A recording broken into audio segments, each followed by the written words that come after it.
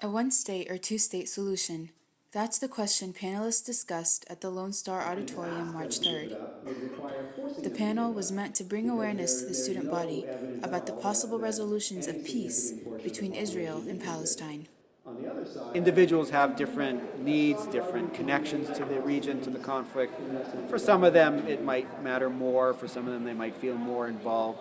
Panelists said Palestinians living in Gaza and the West Bank want an end to the occupation and the dignity of a state. The speakers both made it a point that you're human. So there's a lot of the same emotions and feelings that go into this conflict. According to B'Tselem, the Israeli Information Center for Human Rights in the occupied territories, Palestinians struggle for their independence while Israel defends its security, and while Israelis suffer deeply, the vast majority of the conflict toll is incurred by Palestinian civilians. Marwan al-Shamari said the conflict is about who gets what land and how that land is controlled. We need to be practical. If we want to be practical, we need a rational thinking process, which means we need these generations to believe in reality and rational solutions. The problems are clearly identified. The solutions are more difficult to implement as time goes on. The ideas that were mentioned tonight maybe help you think about the conflict in a different perspective. We have a lot of ideologues. We don't have enough problem solvers. Atieh, Arlington. مولاي صل وسلم دائما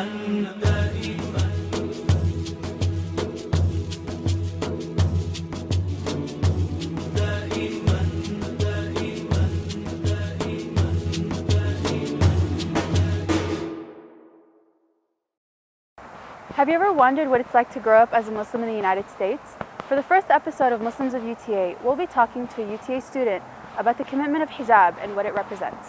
Hijab is an Arabic word meaning cover and is commonly known as the dress Muslim women wear. In the Islamic tradition, men and women dress differently to preserve their modesty, and Muslim women choose to wear the hijab or other coverings out of devotion to faith, respect for culture, to honor their bodies, or for all three reasons. Sara Abu Handara was born in McKinney, Texas, and raised in Irving. Growing up and attending elementary school wasn't difficult for Abu Handara, who didn't wear hijab until she was older, but whose mom had been wearing it since she was 12. And I never had an issue with kids saying oh, why does your mom wear that?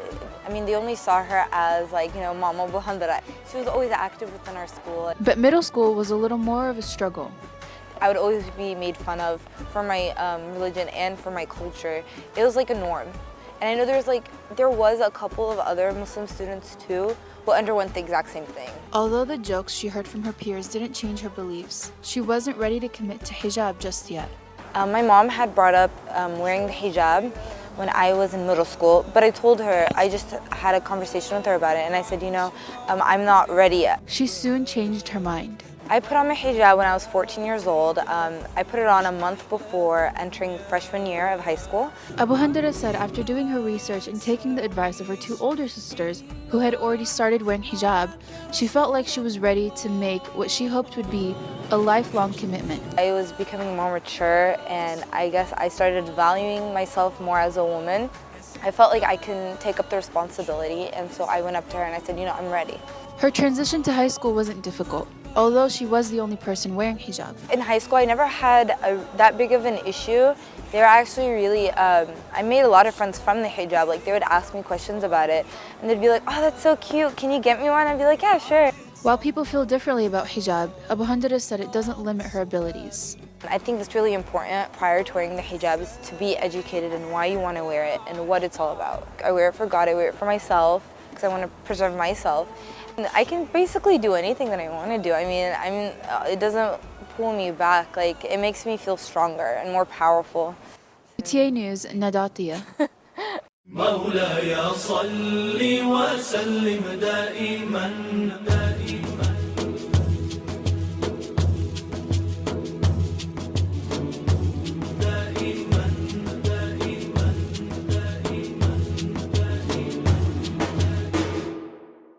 For the first episode of Muslims of Atieh, we talked about growing up as a Muslim in the States. This week, we'll talk to some Muslim students about life here on campus. I mean, my favorite thing is Definitely the diversity. UTA is very flexible when it comes to international students and offering scholarships and financial aid. You know, I walked in and there was just so much diversity. I just absolutely loved it. UTA is one of the 5 most diverse universities in the nation, home to students from all over the world. Tazeen Jeffrey and Muhammad Al-Sharaf are international students who decided to continue their education at UTA, joining the local community. I was a little scared because of my conservative background, but I was excited because both my brothers went to UTA. Seeing the diversity in UTA was one of the major factors that actually drew me to this university. Like when I come here and just hang out, I never feel like a minority. Al-Sharaf has been at UTA for about 4 years, while Jeffrey for a little over a year. You know, when I first landed here, first came to the U.S., it's just, to me, it felt kind of being in a movie, you know? Just trying to talk with everyone and like trying to cope with that different lifestyle and all that. Jeffrey, on the other hand, loved the university, but expected more from the city of Arlington. When I got here, the city was like more of a suburban life kind of situation. I expected, I don't know why, but I expected skyscrapers because I grew up in skyscrapers. Both Jeffrey and Al-Sharaf faced challenges, though. Doing math in Kuwait my whole life, it was all in Arabic. And, you know, in Arabic, we write from the right to the left. So coming here and doing math in English, left to the right, it confused me a little bit. I had a lot of problems getting into classes and getting to know the culture of like how they teach, because the teaching techniques are completely different from what I grew up with.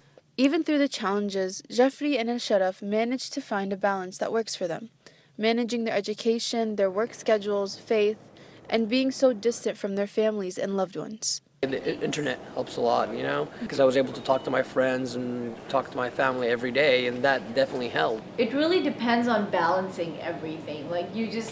I think life itself is a constant struggle between finding equilibrium, and you need to find that equilibrium. I think the main part where I extract my motivation from is my prayer. It makes me feel like I'm not alone. It makes me feel like everything will be okay. It makes me feel more at peace. And it makes me look up, basically. Nada Atieh, UTA News. مولاي صل وسلم دائما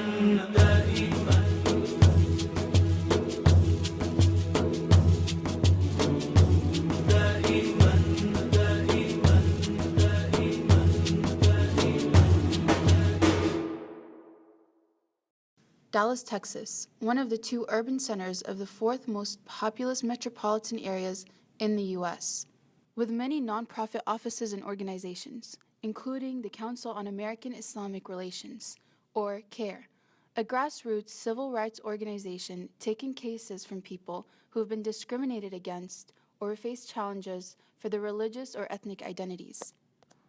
Atieh Salem, a Muslim American born and raised in Fort Worth and a proud alumna of UT Arlington, makes her way into the office daily, ready to serve the community's needs. It's devastating to be discriminated against. It's absolutely humiliating and devastating. One of the most hurtful things a person can experience. And so to be able to help people in those moments is absolutely one of the things that I am most honored to do. Salem graduated in 2008 with a degree in interdisciplinary studies and worked in training and development at a hotel for several years before she realized she was missing something. I wasn't fulfilled with that, really. It didn't, satisfy that need to give back. And that's just been a part of my life always, of wanting to help people, wanting to change the world. She spent the next 2 years at Baitul Mal, a local nonprofit organization providing humanitarian relief to people around the world.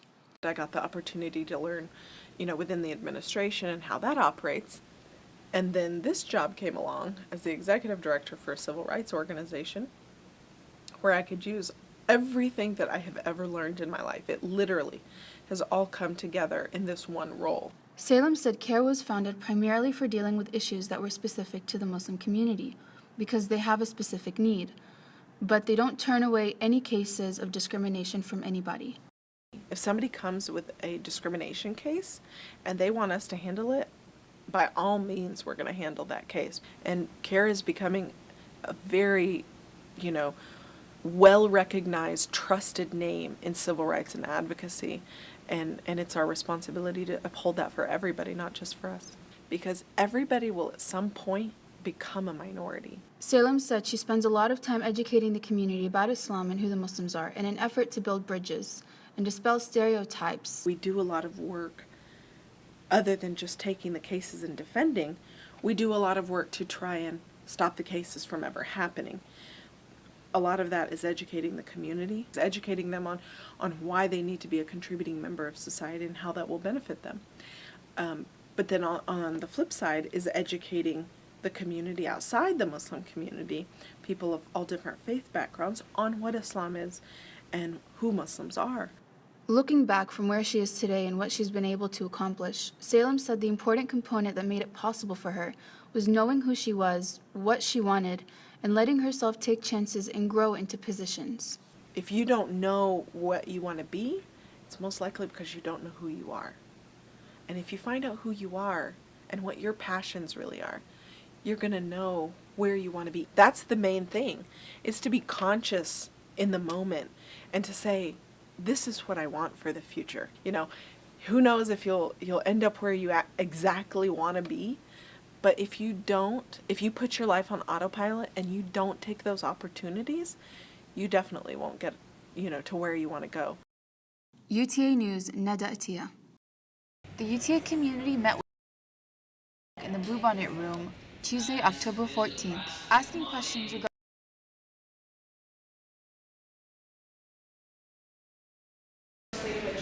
Hancock is representing District 9 as he runs for Texas State Senate against Democrat Pete Martinez. We'll see who we are as individuals. He started off with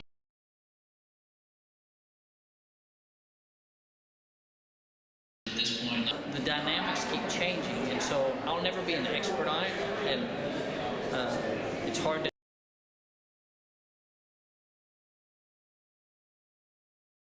But what I can do is provide my constituents the most recent.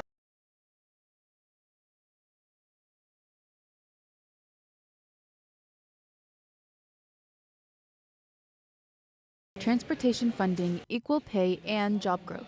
Hancock made it pretty clear that Texas was leading the way in job growth. Texas has pretty much dominated the job growth in the U.S. Over the last 10 years, and we want to make sure that we maintain a position of competitiveness.